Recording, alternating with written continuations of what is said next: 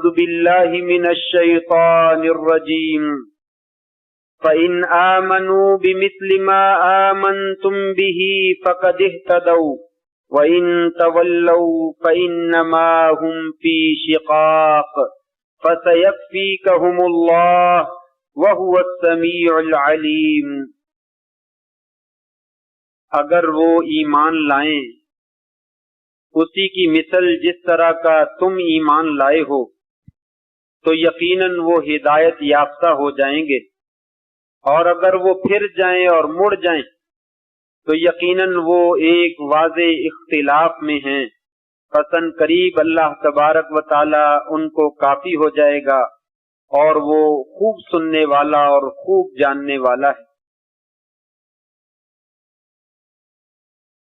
حضرات گرامی قدر، دوستو، بزرگوں، بھائیوں اور معززات ماؤں اور بہنوں، اللہ تبارک و تعالی نے کائنات میں نبیوں کو سب سے اعلیٰ اور سب سے اونچا مقام عطا فرمایا ہے، اور ان نبیوں میں اور رسولوں میں سے بھی آپ صلی اللہ علیہ وآلہ وسلم کو سب سے اونچا اور سب سے اعلیٰ مقام عطا فرمایا ہے۔ نبیوں کے بعد اگر کسی نبی کی امت کو بہترین قرار دیا گیا تو وہ آپ صلی اللہ علیہ وسلم کی امت کو بہتر اور افضل قرار دیا گیا، اور آپ کی امت میں سے بھی اللہ تبارک و تعالی نے اپنے پیارے حبیب علیہ الصلاۃ والسلام میں ان کے لیے ان کی زندگی میں جن ساتھیوں کا انتخاب فرمایا، ان ساتھیوں کو کائنات کے سب سے افضل لوگ جو ہے وہ قرار دیا گیا۔ کسی بھی نبی کے ساتھی اور اس کے دوست اور اس کے حواری اور اس کے اصحاب اس قدر فضیلت والے نہیں ہیں جس قدر فضیلت اللہ تبارک و تعالی نے محمد الرسول اللہ صلی اللہ علیہ وسلم کے اصحاب کو عطا فرمایا۔ آپ کے وہ شاگرد جنہوں نے آپ کی تربیت میں زندگی گزاری اور آپ سے علم سیکھا، تقوی سیکھا، ورع سیکھا، اخلاق سیکھا، اور جہاں بانی کے اصول سیکھے، اور پھر آپ کے دنیا سے چلے جانے کے بعد آپ کے نقش قدم پر چلتے ہوئے دنیا کا دھارا جو ہے وہ تبدیل فرما دیا، اور کائنات اپنے تو اپنے لوگ رہے، بیگانے بھی ان کی تعریف کیے بغیر نہ رہ سکے کہ جس طرح کا کریکٹر اور کردار اور جس طرح کا معاملہ ان لوگوں نے دنیا والوں کے ساتھ کیا ہے، کائنات اس کی نظیر پیش کرنے سے جو ہے وہ قاصر ہے۔ اسی وجہ سے ہمارا ایمان ہے کہ محمد الرسول اللہ صلی اللہ علیہ وسلم کے اصحاب میں، بلکہ تمام نبیوں کے اصحاب میں جو آپ صلی اللہ علیہ وسلم کے اصحاب کو مقام حاصل ہے وہ کسی اور کو حاصل نہیں ہوا، اور اس کی شہادت اللہ تبارک و تعالی نے خود قرآن مجید میں دی۔ بہت سے لوگ طرح طرح کی باتیں کرتے ہیں اور ان کی طرف انگلیاں اٹھاتے ہیں، انہیں تان و تشنیع کا نشانہ بناتے ہیں ایسی باتوں کے ذریعے سے جن کی کوئی وقت نہیں ہے، جن کا کوئی ثبوت نہیں ہے، جن میں کوئی وزن نہیں ہے۔ اللہ احکم الحاکمین کی کتاب جن کے بارے میں گارنٹی دیتی ہے اور سرٹیفکیٹ دیتی ہے اور شہادت دیتی ہے کہ محمد الرسول اللہ صلی اللہ علیہ وسلم کے اصحاب جو تھے وہ اعلیٰ ترین اصحاب، ان کا ایمان اعلیٰ ترین ایمان تھا، ان کا اخلاق اعلیٰ ترین اخلاق تھا، اور ان کا کریکٹر اعلیٰ ترین کریکٹر تھا، اور ان کے عمل جو تھے وہ ساری کائنات سے بہتر اور بڑھ کر اور خوبصورت۔ کون کون سی آیت کا جو ہے وہ تذکرہ کیا جائے؟ سورہ حجرات کے اندر اللہ تعالیٰ فرماتے ہیں ان الذین یغضون اصواتهم عند رسول اللہ اولئک الذین امتحن اللہ قلوبهم للتقوی لهم مغفرۃ ورزق کریم۔ وہ لوگ جو اپنی آوازوں کو اللہ کے رسول صلی اللہ علیہ وسلم کے نزدیک پست رکھتے ہیں، نیچا رکھتے ہیں، یہ وہ لوگ ہیں جن کے دلوں کا امتحان کسی دنیا کے امتحان لینے والے نے نہیں لیا، بلکہ ان کے دلوں کا امتحان اللہ احکم الحاکمین نے لیا ہے، اور ان کے دلوں میں تقوی اور پرہیزگاری کو خوب پہچان لیا ہے۔ یہی وہ لوگ ہیں جن کے لیے بخشش ہی بخشش ہے اور بہت بڑا اجر ہے اور پاکیزہ رزق۔ یہ شہادت قرآن مجید میں اللہ تبارک و تعالیٰ نے اپنے نبی کے اصحاب کے لیے دی، اور وہ کون لوگ تھے آوازوں کو پست کرنے والے؟ احادیث میں آتا ہے حضرت عمر رضی اللہ تعالیٰ عنہ کی ایک دفعہ آواز بلند ہو گئی، اور اس کے اوپر ان کو تنبیہ فرمائی گئی کہ اللہ کے رسول کے ہاں جو ہے وہ اپنی آوازوں کو پست نہ کریں، اونچا نہ کریں۔ چنانچہ پھر وہ اپنی آواز کو اتنا پست کیا کرتے تھے کہ قریب بیٹھنے والا بھی ان کی آواز کو نہ سن سکتا تھا، حتیٰ کہ دوبارہ پوچھنا پڑتا، عمر آپ نے کیا کہا ہے؟ ذرا اپنی بات کی دوبارہ وضاحت تو کریں۔ وہ دوبارہ وضاحت کرتے تو پتا چلتا کہ انہوں نے کیا کہا ہے، وگرنہ پہلی مرتبہ پتا نہیں چلتا تھا۔ فرمایا یہ وہ لوگ ہیں جنہوں نے اپنے نبی کے ہاں اپنی آوازوں کو نیچا کر دیا، اور اللہ تبارک و تعالیٰ نے انہیں اپنے ایمان کے لیے، تقوی کے لیے، پرہیزگاری کے لیے انہیں منتخب فرما لیا اور انہیں سرٹیفکیٹ جو ہے وہ عطا فرما دیا۔ ایک اور صحابی حضرت ثابت ابن قیس ابن شماس رضی اللہ تعالیٰ عنہ بڑے بھاری آواز کے تھے، جب گفتگو کرتے تو بڑی اونچی آواز میں گفتگو کرتے تھے، ایسے محسوس ہوتا شاید وہ کسی سے لڑ رہے ہیں، جھگڑ رہے ہیں۔ جب یہ آیات نازل ہوئی تو وہ اپنے گھر میں بیٹھتے، گھر سے باہر ہی نہ نکلتے۔ نبی کریم صلی اللہ علیہ وسلم کو پتا چلا، آپ نے پوچھا کیا معاملہ ہے؟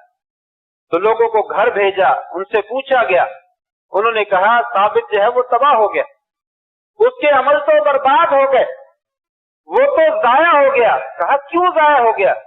کہا اس وجہ سے کہ ثابت جو ہے وہ نبی کریم صلی اللہ علیہ وسلم کی محفل میں اونچی آواز میں گفتگو کرتا رہا ہے، اس کی آواز تو بڑی اونچی ہے، میں تو اونچی بولتا رہا ہوں، میرا ایمان تو ضائع ہو گیا۔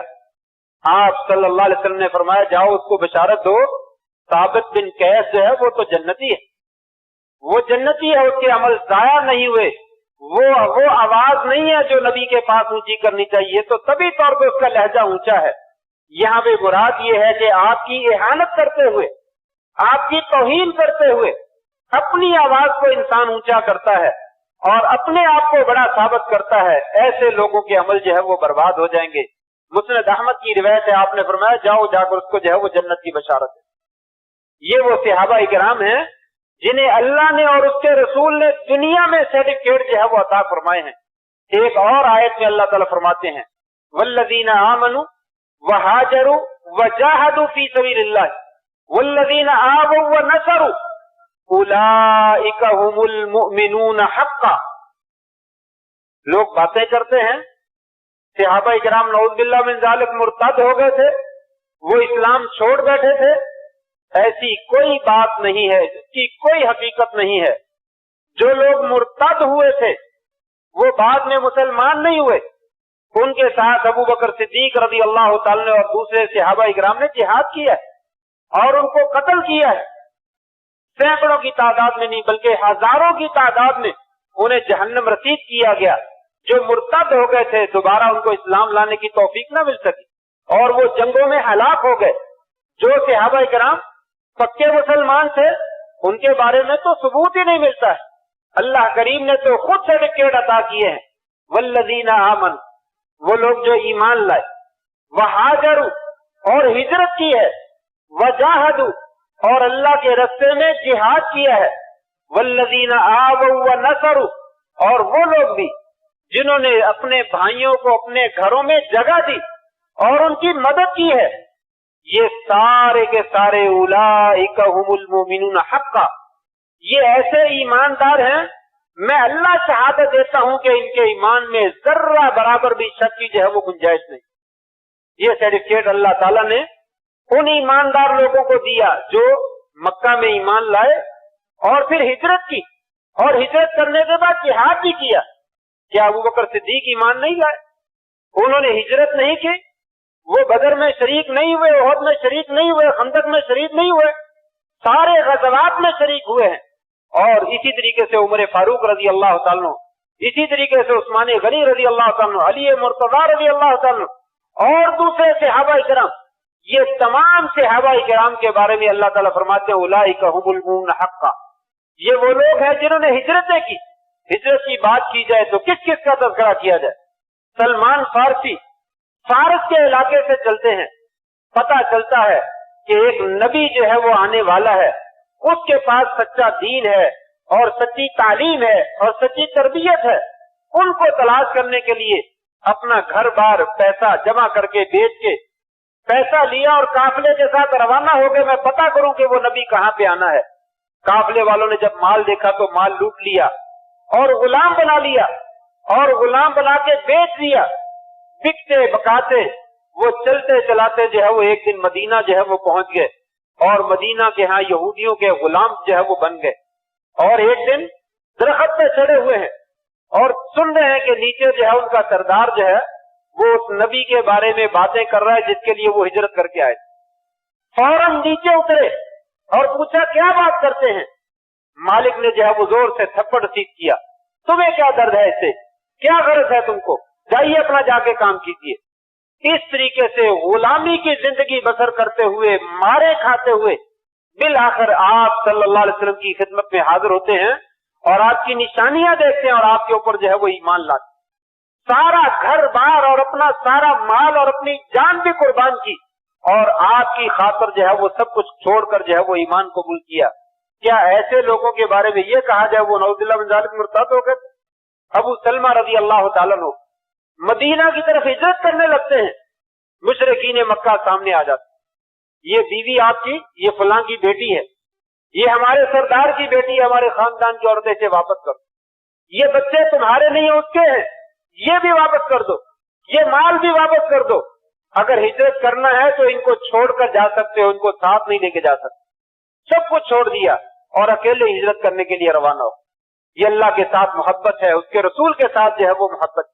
और फिर हजरत सुहैब रूमी रज़ी अल्लाह ताला अन्हु मक्का में आए, कारोबार किया, खूब मालदार बन गए। उधर से मदीना की तरफ हिजरत का ऐलान हुआ, हिजरत करने लगे, मुशरिकीन मक्का सामने आ गए, नहीं हिजरत कर सकते, आपने हिजरत नहीं करनी, ये माल कहां लेकर जा रहे हो, ये तो मक्का का है, आपने मक्का से कमाया है। कहा माल चाहिए, कहा छोड़ दीजिए। एक एक करके सारा माल छोड़ दिया, हत्ता के बदन का कपड़ा जो था वो भी उतरवा लिया। एक बोरा, एक ताज जो है वो बांध कर अपना सतर ढांपा। उसी हालत में हिजरत करके नबी करीम सल्लल्लाहु अलैहि वसल्लम के पास पहुंचे। कहा या रसूलल्लाह, सब कुछ कुर्बान करके आ गया हूं आपके ईमान की खातिर, दीन की खातिर और आपकी खातिर। फरमाया सुहैब घबराओ नहीं, कुछ भी लुटाकर नहीं आए, सब कुछ बचाकर आ गए। ये दुनिया का माल, इसकी क्या हैसियत है? ईमान असल चीज है। आपने ईमान को बचा लिया, अल्लाह और उसके रसूल की मोहब्बत को बचा लिया, तो सब कुछ जो है वो बचा लिया। ये है वल्लज़ीना आमनू वहाजरू वजाहदू फी सबीलिल्लाह, अल्लाह के रास्ते में हिजरत भी की है, जिहाद भी किया है। वल्लज़ीना आवू व नसरू, जिन लोगों ने मदीना में मक्के वालों को जगह दी, आओ हमारे भाई हैं, यहाँ रह लीजिए। एक भाई भाई बना दिया गया। अब्दुर्रहमान इब्न औफ के साथी हजरत रुबैया ने कहा, अब्दुर्रहमान ये मेरी जायदाद है, ये आधा माल है, ये आधा माल तुम ले लो, आधा माल मैं ले लेता हूँ। ये मेरी 2 बीवियां हैं, इनमें से मुंतखब करो, एक बीवी को मैं तलाक देता हूँ, तुम उसके साथ शादी करो। अब्दुर्रहमान इब्न औफ रज़ी अल्लाह ताला कहने लगे, भाई मुबारक, आपका बहुत बहुत शुक्रिया, जज़ाकल्लाहु खैरन, अल्लाह आपको बेहतरीन बदला दे, आपका माल भी आपको मुबारक, आपकी बीवियां भी आपको मुबारक। मुझे बाजार का रास्ता दिखाइए। बाजार गए, कारोबार किया, अल्लाह तबारक तआला ने बरकत अता फरमाई। चंद दिनों में उन्होंने शादी भी कर। किस्सा बतलाने का मकसद, मदीना वालों ने मक्का से आने वालों को अपने घरों में जगह दी, अपना माल दिया और उनकी इज्जत की और एहतराम किया। अल्लाह तबारक व तआला ने उसे एहतराम का तज़किरा किया। वल्लज़ीना युसिरूना अला अनफुसिहिम वलौ कान बिहिम खसासा, ये वो लोग हैं जो अपनी हाजतों को अपने भाइयों की हाजत के ऊपर कुर्बान कर देते। उन्हें खुद जरूरत होती है लेकिन वो अपने लिए इस्तेमाल नहीं करते, बल्कि अपने भाइयों की जरूरत को जो है वो तरजीह देते हैं। वो दिया जलाने के बहाने, दुरुस्त करने के बहाने दिए को बंद कर देते हैं और एक मेहमान को बीवी बच्चों का खाना और अपना खाना जो है वो खिलाकर अल्लाह और उसके रसूल को राजी कर देते हैं, उलाइका हुमुल मोमिनून हक्का, ये है सच्चे ईमानदार, इनके ईमान में जर्रा बराबर भी जो है वो कोई शक नहीं है। ये वो लोग हैं जिन्हें अल्लाह तबारक व तआला ने अपने नबी सल्लल्लाहु अलैहि वसल्लम के लिए असहाब के तौर पर जो है वो मुंतखब फरमाया है। मुहम्मदुर रसूलुल्लाह सल्लल्लाहु अलैहि वसल्लम, लोगों मोहम्मद सल्लल्लाहु अलैहि वसल्लम अल्लाह के रसूल हैं। मैं खबर देता हूँ, अल्लाह ताला फरमाते हैं कुरान मजीद में, मैं तुम्हें बतलाता हूँ कि मोहम्मद सल्लल्लाहु अलैहि वसल्लम अल्लाह के रसूल हैं। वल्लज़ीना मअहू, और जो आपके साथ हैं, अशिद्दाउ अलल कुफ़्फ़ार, काफिरों पे बड़े सख्त हैं, रुहमाउ बैनहुम, आपस में बड़े रहमदिल हैं। तराहुम रुक्कान सुज्जदन यब्तगून मिन फज़लिल्लाह सीमाहुम फी वुजूहिहिम मिन असरिस सुजूद, वो इबादत भी करते हैं, उनके चेहरों पे सजदों की वजह से निशान पड़े हुए हैं, वो दूर से पहचाने जाते हैं। और जो है वो आप उनको सजदे की हालत में, रुकू की हालत में हर वक्त अल्लाह ताला की रजा और खुशनुदी जो है वो हासिल करते हुए देखेंगे। ये वो लोग हैं जिनको अल्लाह ताला ने अपने नबी के लिए साथी और असहाब के तौर पर जो है वो मुंतखब फरमाया। कैसे आपस में रहमदिल हैं, अभी मैंने बतलाया कि बीवी तक भी कुर्बान कर देने के लिए तैयार है, अपना माल देने के लिए भी तैयार है, खुद को भूखा रखे अपने भाई को खाना खिलाने के लिए भी तैयार हैं, और दुश्मनों के ऊपर कैसे सख्त हैं, ईमान उनके दिलों में कैसे रचा और बसा हुआ है। अबू बकर सिद्दीक रज़ी अल्लाह ताला अन्हु फरमाते हैं कि जंगे बदर हो गई, मेरा बेटा अब्दुर्रहमान अभी मुसलमान नहीं हुआ था, जंग के बाद मेरे पास आया, कहने लगा अब्बा जान, जंगे बदर में कितनी दफा ऐसा हुआ आप मेरे सामने आए, मैंने कहा मेरा बाप है, मैंने तलवार पीछे कर, मैंने हमला नहीं किया। अबू बकर सिद्दीक रज़ी अल्लाह ताला कहने लगे चलो ये तुम्हारी नेकी सही, लेकिन याद रखो तुम अगर उस वक्त बदर के मैदान में मेरी तलवार के नीचे आ जाते तो मैं तुम्हें कभी न छोड़, इसलिए कि उस दिन तुम मेरे बेटे नहीं थे बल्कि मेरे प्यारे नबी सल्लल्लाहु अलैहि वसल्लम के दुश्मन थे। दुश्मन होने की बिना पर मैं अपने बेटे की भी परवाह न करता और उसकी गर्दन उड़ा दूं। वो लोग जो नबी के साथ इस कदर बेहतरीन और शिद्दत की मोहब्बत करने वाले हैं, क्या वो नबी के घर वालों से नफरत करने वाले हो सकते हैं? अहले बैत से नफरत करने वाले हो सकते हैं? आपकी खातिर अपने बेटों को कुर्बान कर देने के लिए तैयार। उमर फारूक रजी अल्लाह ताला अन्हु, मशहूर वाकया है, बदर में कैदियों से फिदिया ले लिया गया, पैसे ले लिए गए और कैदियों को छोड़ दिया गया। उमर ने कहा था या रसूलल्लाह ऐसा ना कर, मेरे रिश्तेदार मुझे पकड़ाए, उनकी गर्दनों को मैं उतारता हूं, अली के रिश्तेदार अली को पकड़ाए, उनके गर्दने अली उतारे, फुला के फुला को पकड़ाइए, वो उसकी गर्दने उतारे। ये लोग किसी मुआफी के मुस्तहक नहीं है। इन लोगों ने इस्लाम के ऊपर आपके साथ, आपके साथियों के साथ, दीन के साथ वो मजाक किया और वो जुल्म किया है, इनके लिए किसी मुआफी की गुंजाइश नहीं होनी चाहिए। ये ईमान कि मेरे रिश्तेदार मेरे हवाले कीजिए अपने हाथों से, मैं उनको हलाक करता हूं। जिन्होंने नबी के साथ दुश्मनी की है, नबी के दीन से दुश्मनी की है, ऐसे लोगों के लिए किसी सूरत भी जो है वो मुआफी जो है वो नहीं हो सकती। ये सहाबा किराम रिज़वानुल्लाह अलैहिम अजमाइन का दीन के साथ, अल्लाह के रसूल के साथ मोहब्बत का नमूना था। एक मुसलमान भाई मुसलमानों में था, एक मुसलमान काफरों में था। जो काफर था वो कैदी बन के आया, किसी मुसलमान ने उसको पकड़ रखा था और उसके बाजू बांध रहा था। तो करीब से उसका भाई मुसलमान गुजरा, अपने साथी मुसलमान से कहने लगा इसको जरा जोर से बांधो, ये मेरा भाई है, इसको जरा जोर से बांधो, इसकी माँ बड़ी मालदार है, इसके बदले में हमें खूब पैसा मिलेगा, इसके बदले में हमें खूब पैसा मिलेगा। ये मोहब्बत, ये ईमान है कि असल ईमानदार जो है वो अपने भाई को करार दे रहा, अपने सगे भाई को भाई करार नहीं दे रहा। उसने कहा भाई आप मेरे भाई हैं, आप ये बात कहते हैं? कहा हाँ मैं ही कहता हूं, तू मेरा भाई नहीं है, मेरा ये भाई जो अल्लाह और उसके रसूल के ऊपर ईमान रखता है, ये मेरा सगा भाई है, ये मेरा बरादर है, मेरा इसके साथ रिश्ता है, तेरे साथ कोई रिश्ता नहीं। ये सहाबा इकराम ان کی گارنٹیاں اللہ تبارک و تعالیٰ نے دی ہیں. اولئک هم المؤمنون حقا، اولئک هم المؤمنون حقا. لوگوں یہ سچے نبی، یہ سچے جو ہے وہ ایماندار ہے، ان کے ایمان میں کوئی شک نہیں ہے. جو ان کے ایمان میں شک کرتا ہے وہ اپنے ایمان کی اصلاح فرمائے. اسے اپنے ایمان کی فکر کرنی چاہیے، اسے نبی کے صحابہ کے بارے میں فکر جو ہے وہ نہیں کرنی چاہیے.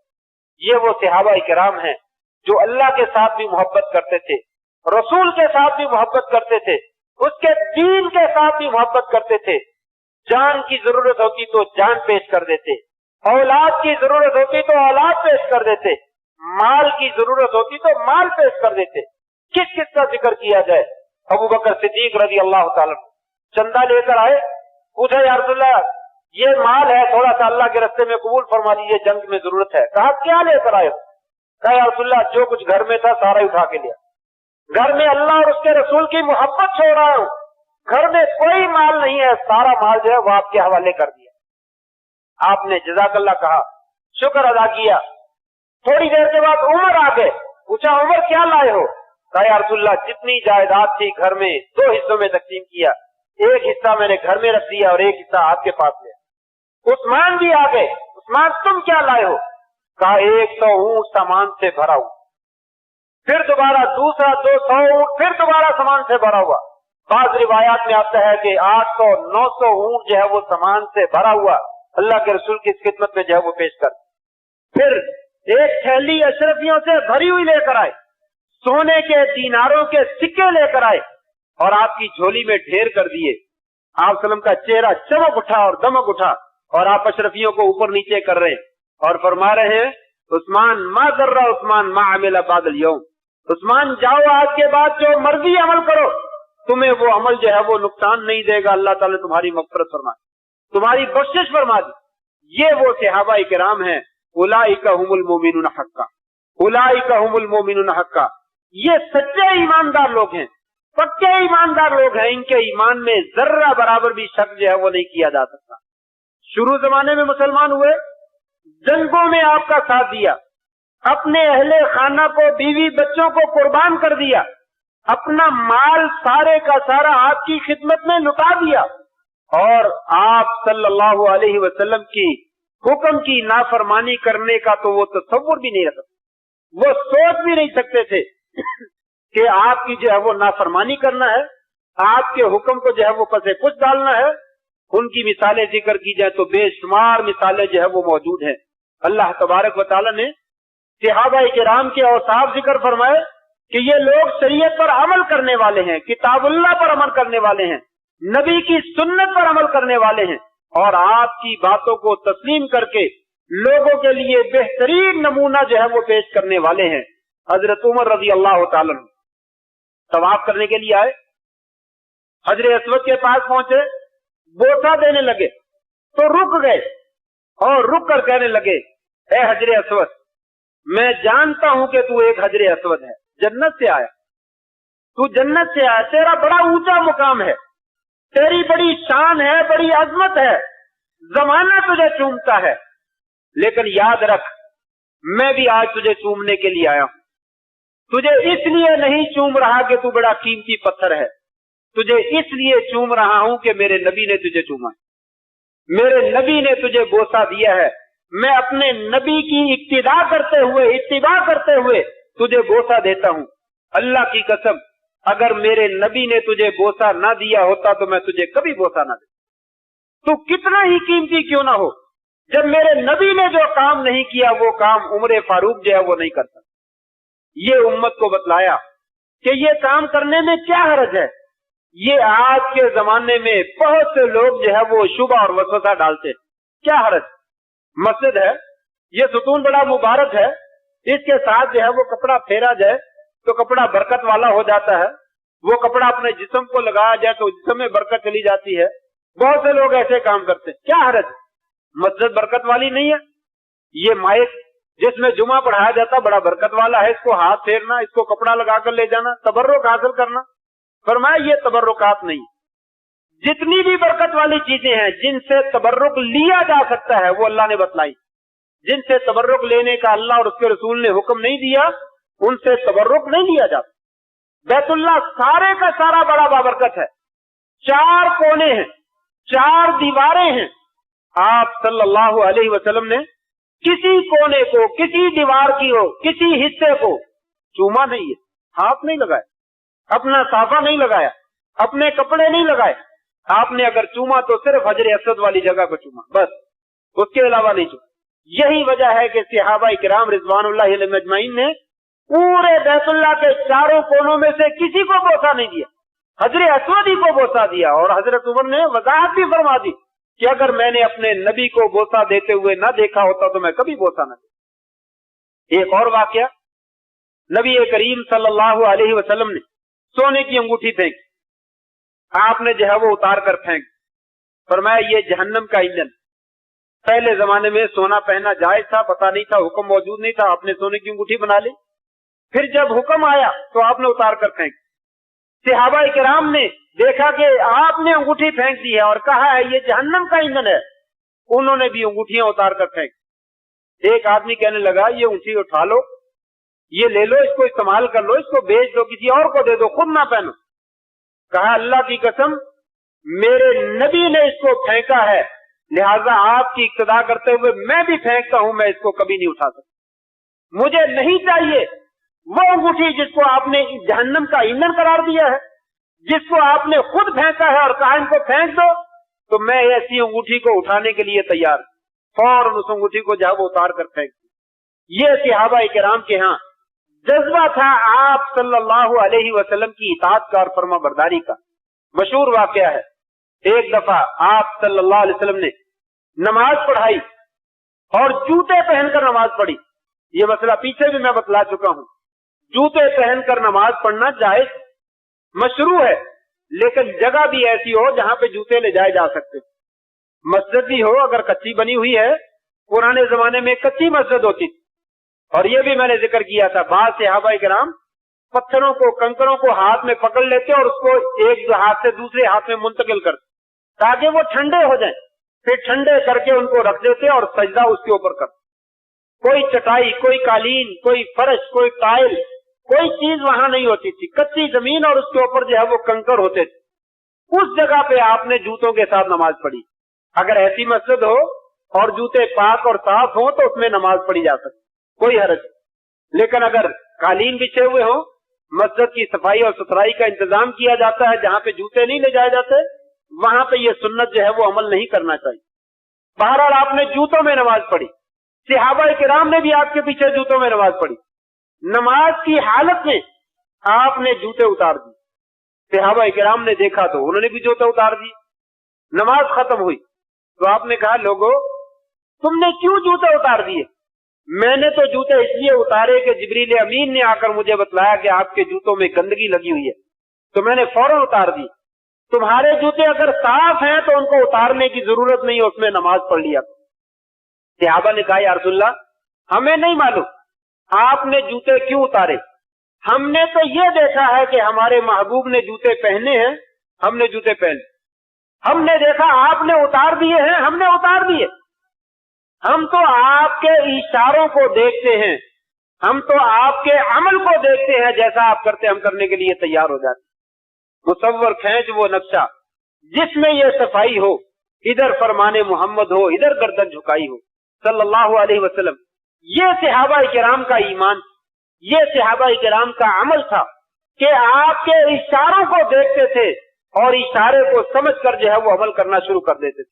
آج کتنی حدیثیں سنتے ہیں، کتنی سنت کی باتیں سنتے ہیں، چلو کوئی بات نہیں، مولوی صاحب سنت ہی ہے، کوئی فرض ہے۔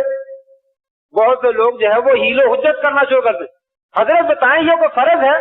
اگر نہیں کیا تو کون سا گناہ کا کام کیا؟ صحابہ کرام میں یہ مجال نہ تھا، یہ جرأت نہ تھی کہ آپ صلی اللہ علیہ وسلم کا عمل اور اس کے بارے میں توجیہ کریں کہ کیا حرج، اگر چھوڑ دیا تو کیا ہوا۔ صحابہ کرام نماز ادا کر رہے، ایک صحابی ان کے قریب سے گزرا تو دیکھا کہ اب وہ بیت اللہ کی بجائے بیت المقدس کی طرف منہ کر رکھا ہے۔ کہا لوگوں میں نے نبی کریم کے ساتھ نماز پڑھی ہے، آپ نے بیت اللہ کی طرف منہ کر کے نماز پڑھی ہے، ہمارا قبلہ بیت المقدس نہیں ہے، بیت اللہ بنا دیا۔ کسی نے انتظار نہیں किसी ने सोचो विचार नहीं की। कहा अल्लाह के रसूल ने नमाज इधर मुंह करके पढ़ी है, नमाज की हालत में अपना रुख जो है वो चेंज कर लिया, नमाज की हालत में। और कहा हमें खबर मिल गई है कि हमारे नबी ने बैतुल्लाह की तरफ मुंह करके नमाज। ये सहाबा इकराम का नजरिया कि आप सल्लल्लाहु अलैहि वसल्लम का हुक्म आ जाए, आपका अमल आ जाए, आपकी बात आ जाए, फिर उसमें मजीद देर और गुंजाइश नहीं हो सकती। कई लोगों से कहा जाता है आप नमाज पढ़ा करें, बस जी शुरू कर देनी, आप दाढ़ी रख लें, बस जी मैं मक्का से हुआ हूं फिर मैंने रख लेनी, शादी हो लेने दें फिर मैंने काम शुरू कर देनी, सब शुरू कर दें। सहाबा इकराम का अमल देखिए, नमाज की हालत में अपना रुख चेंज कर लिया। नहीं एक ये तो नमाज पढ़ लें, ये तो गुजर जाने दें, अगली नमाज में कर लेंगे। हमारे यहाँ बहाने 100 हैं, बस थोड़ा सा वक्त ठहर जाए फिर मैंने ठीक हो जाता। चलिए मौलवी साहब आप दुआ ही कर दे, मैं कोशिश करता हूं लेकिन आप दुआ कर दो, मैंने नहीं बदलना, आप दुआ कर दो। नहीं, इंसान अज़म करे, उसी वक्त अल्लाह के साथ और उसके रसूल के साथ सच्ची अकीदत, सच्ची मोहब्बत और सच्चा प्यार हो तो इंसान जो है वो कभी आपकी मुखालफत नहीं करता, जैसे सहाबा इकराम ने अपनी जिंदगियों में हमें जो है वो कर दिखाया। यही वजह है कि अल्लाह तबारक व तआला ने उनके ईमान को हमारे लिए मेयार करार दिया, कसवटी करार दिया। लोगों उसी तरह का ईमान लाओ जिस तरह मेरे नबी के सहाबा ईमान, फिर मैं तुम्हारा ईमान कबूल करूंगा, वरना तुम्हारा ईमान कबूल। अफसोस है आज उन्हें गाली दी जाती है, उन्हें मुर्तद करार दिया जाता है, दायरा इस्लाम से खारिज करार दिया जाता है। हकीकत यह है अल्लाह तबारक व तआला ने ऐसे लोगों का जवाब भी खुद दिया कि तुम्हें सहाबा का दिफा करने की जरूरत नहीं, सहाबा का दिफा मैं करता। वइज़ा क़ील लहुम आमिनू कमा आमन अन्नास, जब उनसे कहा जाता है लोगों ईमान लाओ मेरे नबी के सहाबा जैसा, तो कहते अनुमिनु कमा आमन अस्सुफहा, जैसे बेवकूफ ईमान लाए हैं, सहाबा को नौजुबिल्लाह मिन ज़ालिक बेवकूफ कहते मुशरिकीन मक्का, उस तरह ईमान लाए। अल्लाह ताला फरमाया कोई हरज नहीं, ये उनको बेवकूफ कहते हैं, अला इन्नहुम हुमुस सुफहा, ये खुद बेवकूफ है, मेरे नबी के सहाबा जो है वो बेवकूफ है। वलाकिन ला यअलमून, लेकिन दुनिया की जिंदगी में इनको पता नहीं है, कोई खबर नहीं है। लिहाजा आज ये हकीकत है कि कुरान पूरे का पूरा सहाबा इकराम की अजमत को बयान करता है, शान और शौकत को बयान करता है, उनकी रिफत और बुलंदी को बयान करता है। अगर कोई आदमी उनकी तरफ उंगली उठाता है तो उसकी अपनी उंगली गंदी, अगर कोई नजर उठाता है तो उसकी नजर जो है वो खराब है, उसके दिल में अगर कोई नफरत है तो वो दिल जो है वो मुनाफकत से, कीने से और बुग़्ज़ से और हमाकत और बेवकूफी से भरा हुआ है। उसे अपना इलाज करवाना चाहिए और अपने ईमान की सोच करनी चाहिए। सहाबा इकराम के ईमान के लिए किसी लोगों की शहादत की जरूरत नहीं, अल्लाह ताला ने कुरान मजीद में उनकी शहादत दी है। अल्लाह से दुआ है अल्लाह तबारक व तआला हमें नबी के सहाबा से सच्चा प्यार और अकीदत करने की तौफीक नसीब फरमाए और उनके नक्शे कदम पर चलने की तौफीक नसीब फरमाए। नबी के सहाबा भी, नबी के अहले बैत तमाम सहाबा में से, अहले बैत भी सहाबा में से, नबी के सहाबा और नबी के अहले बैत तमाम से हमें प्यार और मोहब्बत करने की और उनके नक्शे कदम पर चलने की तौफीक नसीब फरमाए। व आखिरु दावाना अनिल हम्दुलिल्लाहि रब्बिल आलमीन।